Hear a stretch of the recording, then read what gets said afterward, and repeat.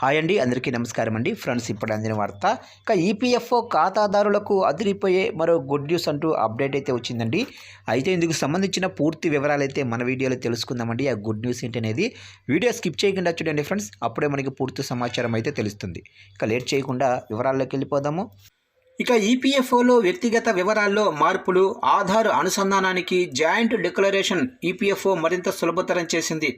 ఆధార్లోనే పుట్టిన తేదీ వివరాలు యూనివర్సల్ అకౌంట్ నెంబర్లోనే వివరాలతో సరిపోలితే యజమాని నేరుగా కేవైసీ ఆధారంగా అనుసంధానం చేయవచ్చని తెలిపింది.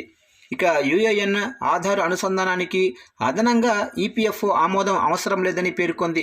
సవరణకు వచ్చే దరఖాస్తులను సంబంధిత ఏపీఎఫ్సి అధికారి పరిశీలించి ఆమోదించాలని కేంద్ర కార్యాలయం సూచించింది. ఇక చందాదారు మరణించిన సందర్భంలో మైనర్లకు పెన్షన్, ఇతర చెల్లింపులకు గార్డియన్షిప్ సర్టిఫికెట్ అవసరం లేదని ఈపీఎఫ్ఓ స్పష్టం చేసింది. కొన్ని కార్యాలయాలు ఆ సర్టిఫికెట్ అడుగుతున్నాయని, ఇక నుంచి ఇలాంటి ధృవీకరణ పత్రాలు అవసరం లేదని వెల్లడించింది. మైనర్ల పేరిట వ్యక్తిగత బ్యాంకు ఖాతా తెరిపించాలని, అందులో బీమా, భవిష్యత్తు నిధితో పాటు పెన్షన్ చెల్లింపులు జమ చేయాలని ప్రాంతీయ కార్యాలయాలకు ఈపీఎఫ్ఓ ఆదేశాలు జారీ చేసింది.